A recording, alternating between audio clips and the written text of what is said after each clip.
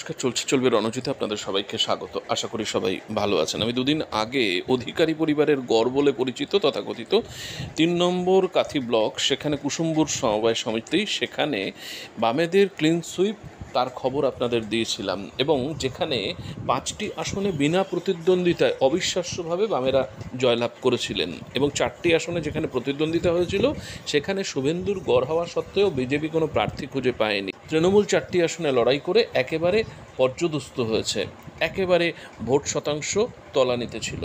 তো আমি আজকে আপনাদের আরেকটি খবর দেব, তৃণমূলের পরাজয়ের খবর। আমি কেন বলছি তৃণমূলের পরাজয়ের খবর? দেখুন না, এখানে 9টি আসনে নির্বাচন সংগঠিত হয়েছিল। 9টি আসনে বামেরা উল্লেখযোগ্য যে আসনে জয়লাভ করেছে সেটি বলবো না, কিন্তু যে আসনে জয়লাভ করেছে সেটা যথেষ্ট তাৎপর্যপূর্ণ, এবং 2026-এর আগে এইরকমভাবে বিন্দুতে বিন্দুতে সিন্ধু পরিণত হবে সেটা কিন্তু একটা ইঙ্গিত দিচ্ছে। 20শে এপ্রিল বামেদের যে ব্রিগেড সমাবেশ হয়েছে, সেখানে যে মানুষগুলো গেছে সমাজে, তারা কি প্রতিনিধিত্ব করেন, কোন অংশটাকে প্রতিনিধিত্ব করেন সেটা আপনারা ভালো করে জানেন। যে 4টি গণসংগঠন বামেদের, তারা ডাক দিয়েছিল প্রান্তিক শ্রেণীর মানুষ যারা 34 বছর রাজত্বকালে বামেদের মূল ভরসা, মূল চালিকা শক্তি ছিল, তারা কিন্তু আবার বামমুখী হচ্ছে।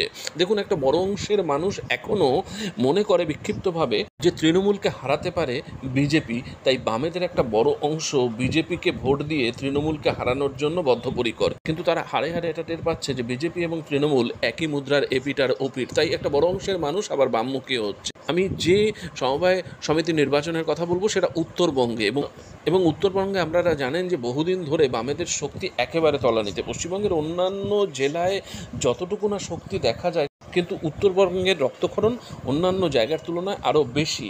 ধূপগুড়ির অন্তর্গত এখানে কাজীপাড়া যে সমবায় সমিতি, সেখানে নির্বাচন সংগঠিত হয়েছিল গতকাল, অর্থাৎ রবিবার, 9টি আসনে। এবং 9টি আসনেই তৃণমূল কংগ্রেস, সবচাইতে বড় খবর, একেবারে পর্যদস্ত, মানে এমনভাবে তারা পরাজিত হয়েছে যেটা সাধারণ মানুষ বলছে, সমবায় সমিতির যারা সদস্য তারা বলছে যে পুলিশ যদি সাথে না থাকে তাহলে তৃণমূলের জয়ের কোনো রকম রাস্তা আর খুলবে না 2026-এও।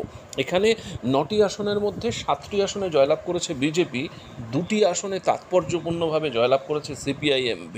ভীষণ এটা উল্লেখযোগ্য আমি বলবো 2টি আসনে জয়লাভ করাটাও, কারণ এখানে তৃণমূল এবং বিজেপি তাদের দাপট বেশ কিছুদিন ধরেই রয়েছে। আপনারা জানেন গত ধূপগুড়ি উপনির্বাচনে জয়লাভ করেছে বিজেপিকে হারিয়ে তৃণমূল, কিন্তু এটা যে একেবারে ম্যানিপুলেটিভ হয়েছিল নির্বাচনটা, এই সমস্ত ফলাফল থেকে সেটা স্পষ্ট। বামেদের মনোনয়ন জমা দিতে ভীষণভাবে তাদের ডিস্টার্ব করা হয়েছিল, কিন্তু বামেরা একেবারে নাছোড় মনোভাবে শেষ পর্যন্ত যে 2টি কেন্দ্রে মনোনয়ন জমা দিতে পেরেছিল তাদের 2টিতেই জয়লাভ করেছে বিপুল ভোটে। এবং এ থেকে বোঝা যাচ্ছে বামেরা যদি সঠিকভাবে নির্বাচনে প্রতিদ্বন্দ্বিতা করতে পারে তাহলে কিন্তু একটা ভালো ফলাফল আগামী দিনে আশা করা যায়।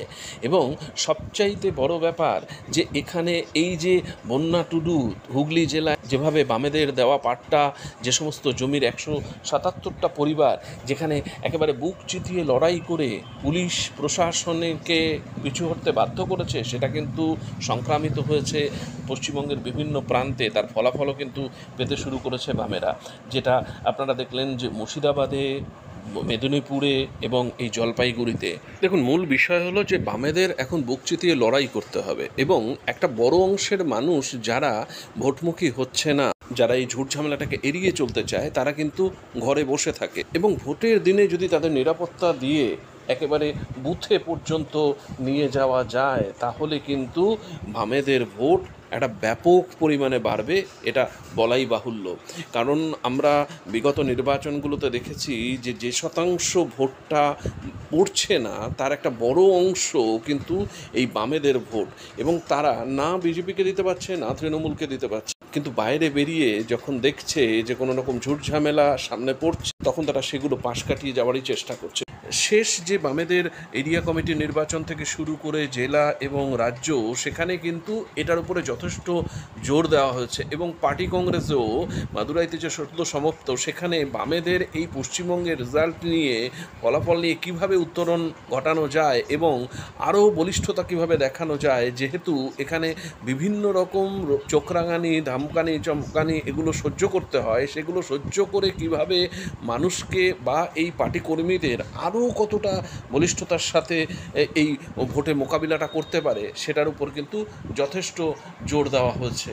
এটাই হচ্ছে গিয়ে এখন সবচাইতে লাখ টাকার প্রশ্ন, যে আগামী 2026-এর যে নির্বাচনটা সংগঠিত হবে, সেখানে এই বুথ কমিটিগুলো কতটা স্ট্রংভাবে তৈরি হয়, এবং তারা যদি মানুষকে ভরসা দিতে পারে, তাহলে কিন্তু মানুষ ভোটের বাক্সে একটা অন্যরকম মিরাকেল ঘটাতে প্রস্তুত রয়েছে। কারণ বিজেপি এবং তৃণমূল যেভাবে ধর্মের ভিত্তিতে রাজনীতিটা করছে, 34 বছরের রাজত্বকালে কোনো সময় পশ্চিমবঙ্গবাসী এটা দেখেনি, এটার সাথে কোনো সময় তারা পরিচিত নয়। তাই একটা বড় অংশের মানুষ কিন্তু রাগে ফুঁসছেন যে এই রকম পশ্চিমবঙ্গ তারা দেখতে চায় না। তারা আবার সেই 2011-র আগে পর্যন্ত যেরকম বুদ্ধদেব ভট্টাচার্য, জ্যোতি বসু তারা তাদের বলিষ্ঠ নেতৃত্বে এই পশ্চিমবঙ্গকে একটা অন্যরকম বাংলা উপহার দিয়েছিলেন, তাতেই কিন্তু তারা আবার ফিরে যেতে চান।